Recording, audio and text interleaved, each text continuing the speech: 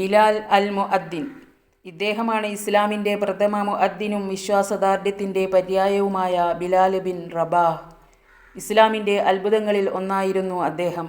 കുറച്ചു ഈത്തപ്പഴം പ്രതിഫലത്തിനു യജമാനൻ്റെ കീഴിൽ അടിമവേല ചെയ്തിരുന്ന അദ്ദേഹം ഇസ്ലാം ഇല്ലാതിരുന്നുവെങ്കിൽ ശ്രദ്ധിക്കപ്പെടാതെ അടിമയായി തന്നെ മരിച്ച് വിസ്മൃതിയുടെ അഗാധതയിൽ ലയിച്ചേനെ. എന്നാൽ ഇസ്ലാമിൻ്റെ മേന്മയും വിശ്വാസത്തിൻ്റെ ആഴവും അദ്ദേഹത്തെ ഒരു മഹാപുരുഷനാക്കി മാറ്റി. പദവിയും സമ്പത്തും സ്വാധീനവും ആഭിജാത്യവുമുള്ള പലർക്കും പ്രാപിക്കാൻ കഴിയാത്ത അതുല്യമായ ബഹുമതിയും കീർത്തിയും ചരിത്രത്തിൽ ആ നീഗ്രോ അടിമ സമ്പാദിച്ചു.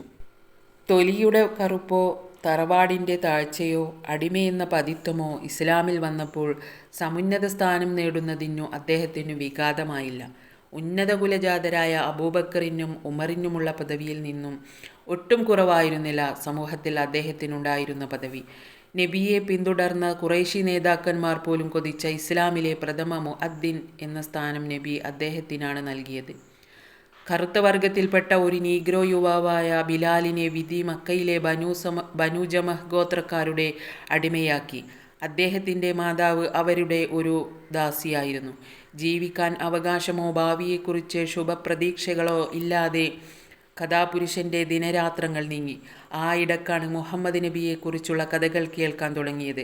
ജനങ്ങളും തൻ്റെ യജമാനന്മാരും അവരെ കാണാനെത്തുന്ന സന്ദർശകരും പറയുന്ന വിവരങ്ങൾ ബിലാൽ ശ്രദ്ധിച്ചു കേട്ടു. അദ്ദേഹം അടിമയായി കഴിയുന്ന ബനൂ ജമഹ് ഗോത്രത്തിലെ നേതാവ് ഉമയ്യത്ത് ബിനു ഖലഫ് കൂട്ടുകാരോടൊപ്പം നബിയെക്കുറിച്ച് വെറുപ്പും വിദ്വേഷവും കലർന്ന സ്വരത്തിൽ സംസാരിക്കുന്നത് അദ്ദേഹം പലതവണ കണ്ടതാണ്. വിദ്വേഷത്തിൻ്റെ നടുവിലും നബിയെക്കുറിച്ചുള്ള പ്രശംസാവചനങ്ങൾ ബിലാൽ ശ്രദ്ധിക്കാതിരുന്നില്ല.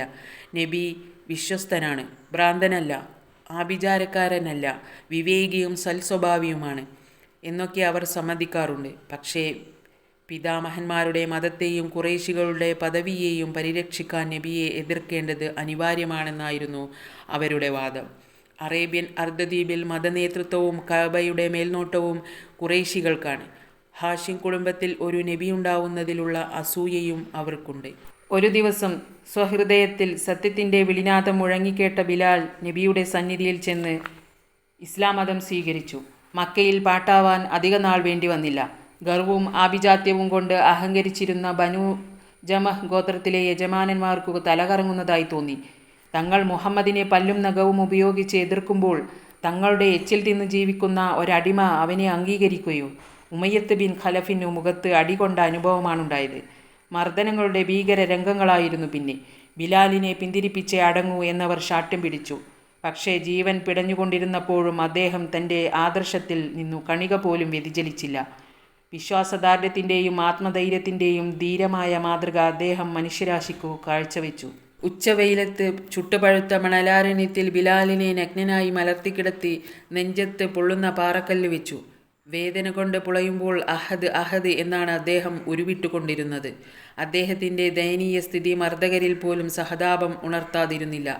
തങ്ങളുടെ ദൈവങ്ങളെ പുകഴ്ത്തി ഒരു വാക്കു പറയുകയേ വേണ്ടൂ. അദ്ദേഹത്തെ വെറുതെ വിടാമെന്ന് അവർ സമ്മതിച്ചു. ഇതിന് ബിലാൽ വഴങ്ങിയാൽ ഒരു അടിമയുടെ മുമ്പിൽ തോറ്റുവെന്ന് ഖുറൈശികളെ കൊണ്ട് പറയിപ്പിക്കാതെ അവർക്ക് മാനം രക്ഷിക്കാം. പക്ഷേ ഈമാൻ കൈവിടാതെയും ഹൃദയം അറിയാതെയും ഇത്തരം ഒരു വാക്കു പറഞ്ഞ് ജീവൻ രക്ഷപ്പെടുത്താൻ സന്ദർഭമുണ്ടായിട്ടും ബിലാൽ അതിന് വഴങ്ങിയില്ല. പകരം അഹദ് അഹദ് എന്നു തന്നെയാണ് അദ്ദേഹം ആവർത്തിച്ചു കൊണ്ടിരുന്നത്. ലാത്ത ഉസ്സ എന്നു പറയാൻ മർദ്ദകർ അദ്ദേഹത്തോട് ആക്രോശിക്കുക മാത്രമല്ല അഭ്യർത്ഥിക്കുക കൂടി ചെയ്തു. അദ്ദേഹം അഹദ് അഹദ് എന്നു തന്നെ പറഞ്ഞപ്പോൾ ഞങ്ങൾ പറയും പോലെ പറയൂ എന്ന് അവർ ആവശ്യപ്പെട്ടു. എൻ്റെ നാവ് അതിന് കൊള്ളുകയില്ല എന്നായിരുന്നു ബിലാലിൻ്റെ അവജ്ഞാഭാവത്തിനുള്ള മറുപടി. മർദ്ദനം ക്രൂരമായി തന്നെ തുടർന്നു. പകൽ മുഴുവൻ മരുഭൂമിയിൽ, രാത്രിയായാൽ എഴുന്നേൽപ്പിച്ച് കഴുത്തിൽ കയറിട്ട് കുട്ടികൾ ആർത്തുവിളിച്ച് തെരുവ് വീഥികളിലൂടെയും പ്രാന്തങ്ങളിലൂടെയും വലിച്ചു നടക്കും. മർദ്ദനത്തിനിടയ്ക്ക് അവർ നിർദ്ദേശിക്കും, നാളെ ഞങ്ങളുടെ ദൈവങ്ങളെ പ്രശംസിച്ച് 2 വാക്കു പറയണം. എൻ്റെ റബ്ബ് ലാത്തയും ഉസ്സയുമാണെന്ന് മാത്രം പറഞ്ഞാൽ മതി. എന്നാൽ ഞങ്ങൾ നിന്നെ നിൻ്റെ പാട്ടിനു വിടാം. നിന്നെ ശിക്ഷിച്ചു ഞങ്ങൾ കുഴങ്ങി. ശിക്ഷ അനുഭവിക്കുന്നത് ഇപ്പോൾ ഞങ്ങളാണ്. അദ്ദേഹം നിഷേധഭാവത്തിൽ തലകുലുക്കി. അഹദ് അഹദ് എന്നു മാത്രം പറഞ്ഞു. തത്സമയം ഉമയ്യത്ത് ബിൻ ഖലഫ് ഒരു ചവിട്ട് കൊടുത്തിട്ട് ക്ഷുഭിതനായി അലറി, ഈ നശിച്ച അടിമ നമ്മളെ വല്ലാത്ത അപകടത്തിലാണ് വീഴ്ത്തിയത്. ലാത്തയും ഉസ്സയും തന്നെ സത്യം. നിന്നെ ഞാൻ അടിമകൾക്കും യജമാനന്മാർക്കും ഒരു പാഠമാക്കുക തന്നെ ചെയ്യും. ഇതിനു ദൃഢസ്വരത്തിൽ തന്നെ അഹദ് അഹദ് എന്നു ബിലാൽ മറുപടി നൽകി. മർദ്ദിച്ചവർ തന്നെ മധ്യസ്ഥവേഷം ചമഞ്ഞ് അനുനയത്തോടെ പറഞ്ഞു, നിർത്തൂ ഉമയ്യത്തെ, ഇന്നു മുതൽ അവനെ ശിക്ഷിക്കരുത്. ബിലാൽ നമ്മുടെ ആളാണ്. അവൻ്റെ ഉമ്മ നമ്മുടെ ദാസിയല്ലേ. മുസ്ലിമായി ഖുറൈശികളെക്കൊണ്ട് നമ്മെ പരിഹസിപ്പിക്കാൻ അവൻ ഇഷ്ടപ്പെടുകയില്ല. ഈ കുതന്ത്രം കേട്ട് ഊറിച്ചിരിച്ച് ബിലാൽ അപ്പോഴും അഹദ് അഹദ് എന്നു തന്നെ പറഞ്ഞു. പിറ്റേന്നും മണലാരണ്യത്തിൽ മലർത്തിക്കിടത്തി നോവിച്ചു. അത് കണ്ടുവന്ന അബൂബക്കർ സിദ്ദീഖ് മർദ്ദിതരെ നോക്കി അലറി, അള്ളാഹുവാണ് എൻ്റെ നാഥൻ എന്നു പറഞ്ഞതിന് ഒരു മനുഷ്യനെ നിങ്ങൾ കൊല്ലുന്നു. തുടർന്ന് അദ്ദേഹം ഉമയ്യത്ത് ബിൻ ഖലഫിനോട് മതിയായ വില വാങ്ങി ബിലാലിനെ മോചിപ്പിക്കാൻ ആവശ്യപ്പെട്ടു. ഒരു രക്ഷാമാർഗം കാണാതെ വിഷമിച്ചു കൊണ്ടിരുന്ന ഉമയ്യത്തിന് ഈ നിർദ്ദേശം സ്വീകാര്യമായി. അബൂബക്കർ വിലക്കുവാങ്ങി ബിലാലിനെ മോചിപ്പിച്ചു. സ്വർണ്ണനാണയങ്ങൾ എണ്ണിക്കൊടുത്ത് അബൂബക്കർ അദ്ദേഹത്തിൻ്റെ കൈപിടിച്ച് നടക്കുമ്പോൾ ഉമയ്യത്ത് ഒരു നിശ്വാസത്തോടെ പറഞ്ഞു, കൊണ്ടുപോകൂ, ലാത്തയും മുസയും സത്യം, ഒരു സ്വർണ്ണനാണയമേ വില തരൂ എന്നു ശഠിച്ചാൽ പോലും ഞാനിവനെ താങ്കൾക്കു വിൽക്കാതിരിക്കുകയില്ല. നിരാശ കലർന്ന ഈ വാക്കുകൾ അവഗണിക്കാമെങ്കിലും ബിലാലിൻ്റെ അന്തസ്സിനെ സ്പർശിക്കുന്ന ദുസ്സൂചനകളുള്ളതുകൊണ്ട് അബൂബക്കർ തിരിച്ചടി നൽകാതിരുന്നില്ല. സത്യമായും നിങ്ങൾ 100 സ്വർണ്ണനാണയം കിട്ടണമെന്നു വാശി പിടിച്ചാലും ഞാനത് തന്നേനെ. നബിയും മുസ്ലിങ്ങളും മദീനയിൽ വാസമുറപ്പിച്ചപ്പോൾ നമസ്കാരത്തിനു ബാങ്കു നിയമമാക്കി. 13 കൊല്ലം മുമ്പ് ശിക്ഷ കൊണ്ട് പിടയുമ്പോൾ അള്ളാഹു അഹദ് അള്ളാഹു അഹദ് എന്നു ദൃഢസ്വരത്തിൽ പ്രഖ്യാപിച്ച ബിലാലിനെയാണ് ഇസ്ലാമിലെ ആദ്യത്തെ മുഅദ്ദിനായി തിരുമേനി തിരഞ്ഞെടുത്തത്. പ്രൗഢവും കർണമധുരവുമായ സ്വരത്തിൽ അദ്ദേഹം ദിവസവും 5 നേരം ബാങ്ക് വിളിച്ചു. മുസ്ലിങ്ങളും മുശ്രിക്കുകളും തുടർച്ചയായി ബദറിൽ ഏറ്റുമുട്ടിയപ്പോൾ ബിലാൽ യുദ്ധക്കളം നിറഞ്ഞു നിന്നു. ഈ യുദ്ധത്തിലെ മുദ്രാവാക്യമായി നബി തിരഞ്ഞെടുത്തത് അഹദ് അഹദ് എന്ന വാക്കുകളായിരുന്നു. ഖുറൈശികൾ സർവശക്തിയും ഈ യുദ്ധത്തിൽ കേന്ദ്രീകരിച്ചു. അവരുടെ എല്ലാ നേതാക്കളും ആയുധമണിഞ്ഞു. ബിലാലിൻ്റെ യജമാനനും മർദ്ദകനുമായ ഉമയ്യത്ത് യുദ്ധത്തിനു പുറപ്പെടാൻ ആദ്യം മടിച്ചെങ്കിലും സ്നേഹിതനായ ഉഖ്ബത്ത് ബിൻ അബീ മുഅയ്യിത്തിൻ്റെ ശകാരം കേട്ടപ്പോൾ മനസ്സില്ലാ മനസ്സോടെ പുറപ്പെടേണ്ടി വന്നു. വിധിയുടെ നിഗൂഢത ആർക്കറിയാം?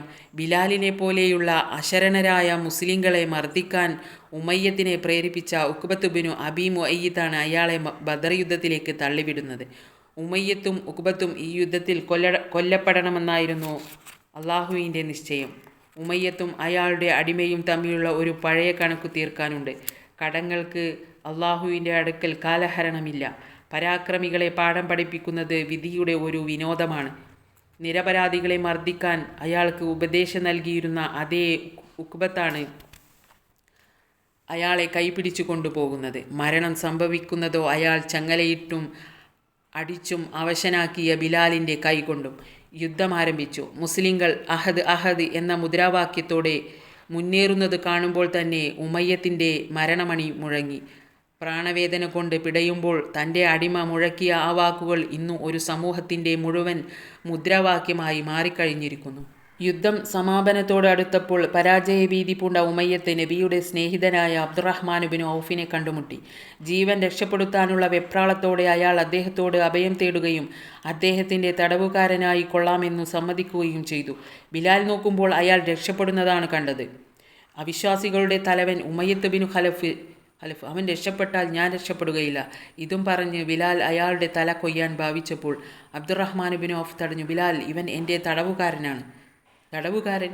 യുദ്ധം നിലച്ചിട്ടില്ല. നിമിഷങ്ങൾക്ക് മുമ്പ് പോലും ഉമയ്യത്തിൻ്റെ വാൾ മുസ്ലിങ്ങളുടെ രക്തം കുടിച്ച് ദാഹം തീർക്കുന്നത് ബിലാൽ കണ്ടതാണ്. എന്നിട്ടിപ്പോൾ ഗത്യന്തരമില്ലെന്ന് വന്നപ്പോൾ അബ്ദുറഹ്മാൻ ബിൻ ഔഫിൻ്റെ തണലിൽ ജീവൻ രക്ഷപ്പെടുത്താൻ നോക്കുന്നു. ബിലാലിനു അതൊരു പ്രഹസനമായി തോന്നി. അബ്ദുറഹ്മാൻ ബിൻ ഔഫിൻ്റെ അടുക്കൽ അഭയം പ്രാപിച്ച ഒരുത്തനെ ഒറ്റയ്ക്കു നേരിടാൻ കഴിയാത്തതുകൊണ്ട് ബിലാൽ മുസ്ലിങ്ങളോട് ഉച്ചത്തിൽ വിളിച്ചു പറഞ്ഞു, അള്ളാഹുവിൻ്റെ സഹായികളെ, അവിശ്വാസികളുടെ തലവൻ ഉമയ്യത്ത് ബിൻ ഖലഫ് ഇതാ. അവൻ രക്ഷപ്പെട്ടാൽ ഞാൻ രക്ഷപ്പെടുകയില്ല. ഇത് കേട്ട് ഒരു സംഘം മുസ്ലിം യോദ്ധാക്കൾ ഓടിയെത്തി. ഉമയ്യത്ത് അയാളുടെ മകനും വാളുകൾക്കിരയായി. അത് നോക്കി നിൽക്കാനേ അബ്ദുറഹ്മാൻ ബിൻ ഔഫിന് കഴിഞ്ഞുള്ളൂ. കാലം കടന്നുപോയി. മക്ക വിമോചന ദിനം വന്നു. നബിയും 10,000 അനുയായികളും ജേതാക്കളായി തക്ബീർ ധ്വനികളോടെ മക്കയിൽ കടന്നു. നബി നേരെ പോയത് കഅബയിലേക്കാണ്. ഖുറൈശികൾ വർഷത്തിലെ ദിനങ്ങൾക്ക് തുല്യം ബിംബങ്ങളെ പ്രതിഷ്ഠിച്ച ആ പുണ്യ ദേവാലയത്തിലേക്ക്. സത്യം സമാഗതമായി, അസത്യം തകർന്നു. ഇന്നു മുതൽ ലാത്തയും ഉസ്സയും ഹുബലുമില്ല. മനുഷ്യൻ കല്ലുകൾക്കു തലകുനിച്ചുകൂടാ. സൃഷ്ടാവും സർവശക്തനുമായ അള്ളാഹു മാത്രമാണ് അവൻ്റെ ആരാധ്യൻ. ബിലാലിൻ്റെ കൂടെ കഅബയിൽ കാലെടുത്തു വെച്ച നബി കണ്ടത് ഇബ്രാഹിം നബി അമ്പുകൾ കൊണ്ട് ശകുനം നോക്കുന്നത് ചിത്രീകരിക്കുന്ന ഒരു ശിലാപ്രതിഷ്ഠയാണ്. നബിക്കു ദേഷ്യം വന്നു. അള്ളാഹു അവരെ ഉന്മൂലനം ചെയ്യട്ടെ. തിരുമേനി പറഞ്ഞു, നമ്മുടെ ഗുരു അമ്പുകൾ കൊണ്ട് ശകുനം നോക്കിയിരുന്നില്ല. ഇബ്രാഹിം ജൂതനോ ക്രൈസ്തവനോ ആയിരുന്നില്ല. സത്യമാർഗം സ്വീകരിച്ച ഒരു മുസ്ലിമായിരുന്നു അദ്ദേഹം. അദ്ദേഹം ബൗദ്ധൈവാരാധകരിൽപ്പെട്ടവനല്ല. പള്ളിയുടെ മുകളിൽ കയറി ബാങ്ക് വിളിക്കാൻ തിരുമേനി ബിലാലിനോട് കൽപ്പിച്ചു. അദ്ദേഹം ഈണത്തിൽ ബാങ്ക് വിളിച്ചപ്പോൾ എല്ലാവരും അത് ഏറ്റുപറഞ്ഞു. നബിയുടെ കൂടെ എല്ലാ യുദ്ധങ്ങളിലും പങ്കെടുത്തുകൊണ്ടും നമസ്കാരത്തിനു ബാങ്ക് വിളിച്ചുകൊണ്ടും ബിലാൽ ജീവിതം നയിച്ചു. കാലം ചൊല്ലുന്തോറും നബിയുടെ സ്നേഹം പിടിച്ചുപറ്റിയ അദ്ദേഹത്തെ സ്വർഗവാസികളിൽ ഒരാളായിട്ടാണ് തിരുമേനി വിശേഷിപ്പിച്ചത്. അപ്പോഴും ഇന്നലെ വരെ അടിമയായിരുന്ന ഒരു നീഗ്രോവാണ് താനെന്ന ബോധമോ ഭാവമോ അദ്ദേഹം കൈവിട്ടിരുന്നില്ല. ഒരിക്കൽ തനിക്കും സഹോദരനും വിവാഹാലോചനക്കായി ചെന്ന ബിലാൽ വധുവിൻ്റെ പിതാവിനോട് പറഞ്ഞു, ഞാൻ ബിലാൽ, ഇത് എൻ്റെ സഹോദരൻ, 2 നീഗ്രോ അടിമകൾ. ഞങ്ങൾ ദുർമാർഗികളായിരുന്നു. അള്ളാഹു ഞങ്ങളെ സന്മാർഗത്തിലാക്കി. ഞങ്ങൾ അടിമകളായിരുന്നു. അള്ളാഹു ഞങ്ങളെ മോചിതരാക്കി. ഞങ്ങൾക്കു നിങ്ങൾ വിവാഹം കഴിപ്പിച്ചു തന്നാൽ അള്ളാഹുവിനു സ്തുതി. ഞങ്ങളെ നിരാകരിച്ചാൽ അള്ളാഹു വലിയവൻ. നബിയുടെ നിര്യാണശേഷം അബൂബക്കർ സിദ്ദീഖ് ഖലീഫയായപ്പോൾ ബിലാൽ ചെന്നു ഇപ്രകാരം ബോധിപ്പിച്ചു. നബിയുടെ പിൻഗാമി, സത്യവിശ്വാസികളുടെ അടുത്ത് ശ്രേഷ്ഠമായ പ്രവൃത്തി അള്ളാഹുവിൻ്റെ മാർഗത്തിലുള്ള ജിഹാദ് ആണെന്ന് തിരുമേനി അരുളിയത് ഞാൻ കേട്ടിട്ടുണ്ട്. അബൂബക്കർ ചോദിച്ചു, എന്താണ് താങ്കൾ ഉദ്ദേശിക്കുന്നത്? ബിലാൽ പറഞ്ഞു, മരണം വരെ അള്ളാഹുവിൻ്റെ മാർഗത്തിൽ പൊരുതാൻ ഞാൻ ആഗ്രഹിക്കുന്നു. അപ്പോൾ അബൂബക്കർ ചോദിച്ചു, അപ്പോൾ ഞങ്ങൾക്ക് ബാങ്ക് വിളിക്കാൻ ആരുണ്ട്? കണ്ണിൽ വെള്ളം നിറച്ച് ബിലാൽ ബോധിപ്പിച്ചു, നബിയുടെ കാലശേഷം ഞാൻ ആർക്കു വേണ്ടിയും ബാങ്ക് വിളിക്കുകയില്ല. അബൂബക്കർ പറഞ്ഞു, അതല്ല ശരി, താങ്കൾ ഇവിടെ തന്നെ താമസിച്ച് ഞങ്ങൾക്ക് ബാങ്ക് വിളിക്കണം. ബിലാൽ പറഞ്ഞു, അങ്ങ് സ്വാർത്ഥ താല്പര്യത്തിനാണ് എന്നെ സ്വതന്ത്രനാക്കിയത് എങ്കിൽ അങ്ങ് ഉദ്ദേശിച്ചത് നടക്കട്ടെ. അതല്ല, ദൈവപ്രീതി ഉദ്ദേശിച്ചാണ് സ്വതന്ത്രനാക്കിയത് എങ്കിൽ സ്വതന്ത്രമായി പ്രവർത്തിക്കാൻ വിടണം.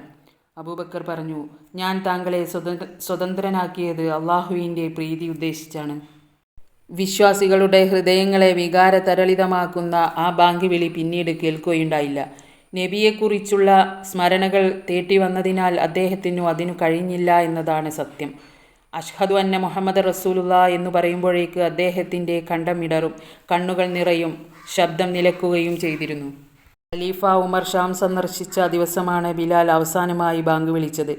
ബിലാലിൻ്റെ ബാങ്ക് വിളി കേൾക്കാനുള്ള ആഗ്രഹം മുസ്ലിങ്ങൾ ഖലീഫയോട് പ്രകടിപ്പിക്കുകയും അതിനായി അദ്ദേഹത്തെ നിർബന്ധിക്കണമെന്നു അഭ്യർത്ഥിക്കുകയും ചെയ്തു. തുടർന്ന് ഖലീഫ അദ്ദേഹത്തെ വിളിച്ച് നമസ്കാര സമയമായപ്പോൾ ബാങ്ക് വിളിക്കാൻ അപേക്ഷിച്ചു. അദ്ദേഹം ബാങ്ക് വിളിച്ചപ്പോൾ നബിയുടെ ശിഷ്യന്മാർ പൂർവ്വകാല സ്മരണകൾ അയവിറക്കി പൊട്ടിപ്പൊട്ടി കരഞ്ഞു. ഖലീഫ ഉമറാണ് കൂടുതൽ കരഞ്ഞത്. താൻ ആഗ്രഹിച്ചതുപോലെ അള്ളാഹുവിൻ്റെ മാർഗത്തിൽ പൊരുതിക്കൊണ്ടു തന്നെ ബിലാൽ ഷാമിൽ വെച്ച് മരണമടഞ്ഞു. ദമസ്കസിലാണ് ആ അചഞ്ചല വിശ്വാസിയെ അടക്കം ചെയ്തത്.